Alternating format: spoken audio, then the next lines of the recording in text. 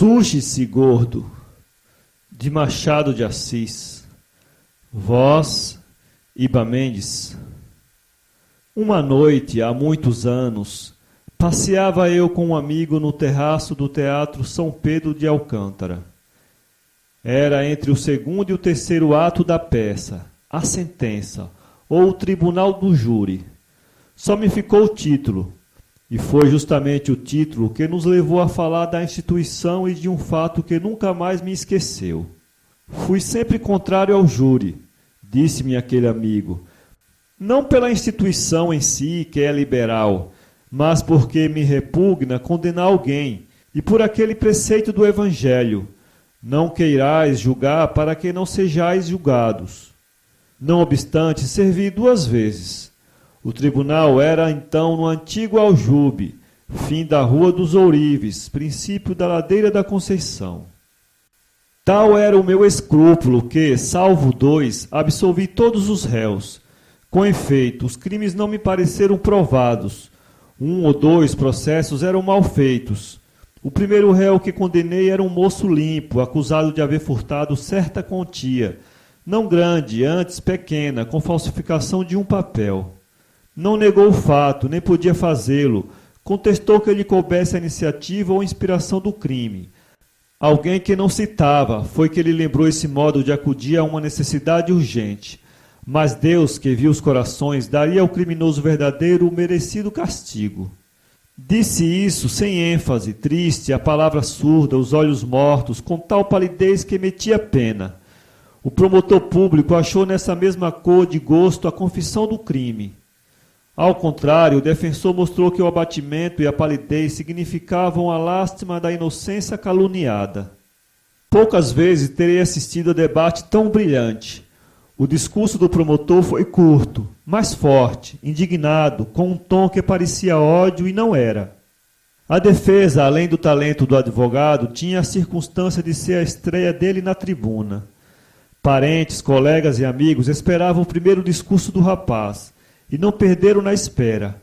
O discurso foi admirável e teria salvo o réu se ele pudesse ser salvo, mas o crime metia-se pelos olhos dentro. O advogado morreu 2 anos depois, em 1865. Quem sabe o que se perdeu nele? Eu, acredite, quando vejo morrer um moço de talento, sinto mais que quando morre um velho. Mas vamos ao que ia contando. Houve réplica do promotor e tréplica do defensor. O presidente do tribunal resumiu os debates e, lidos os quesitos, foram entregues ao presidente do conselho, que era eu. Um dos jurados do conselho, cheio de corpo e ruivo, parecia mais que lá se passou. Não interessa o caso particular, que era melhor ficasse também calado, confesso. Cantarei depressa. O terceiro ato não tarda. Um dos jurados do conselho, cheio de corpo e ruivo, parecia mais que ninguém convencido do delito e do delinquente.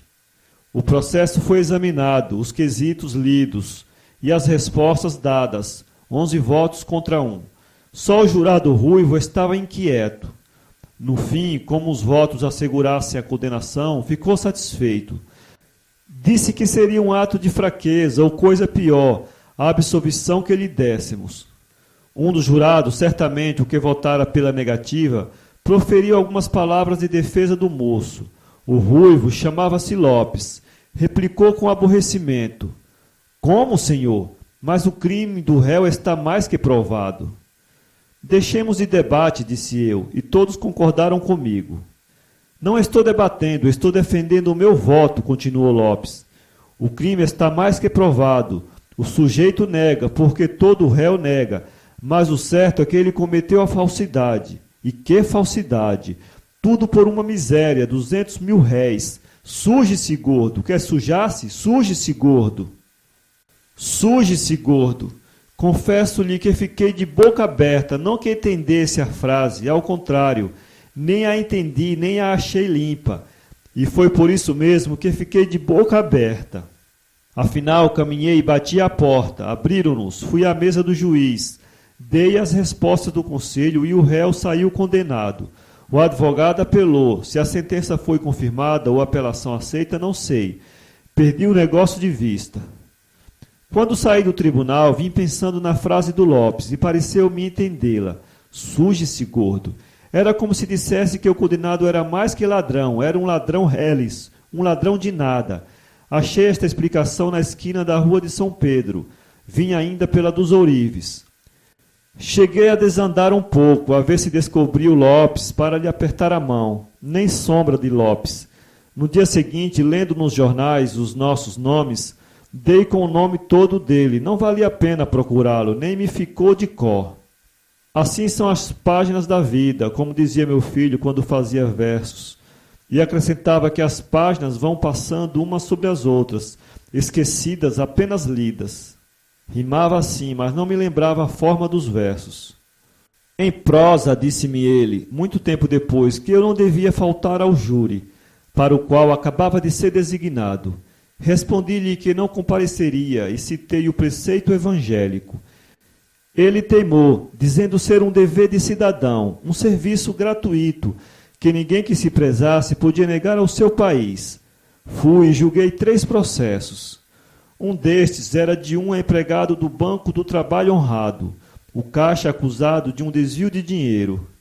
Ouvira falar no caso, que os jornais deram sem grande minúcia. E, aliás, eu lia pouco as notícias de crimes.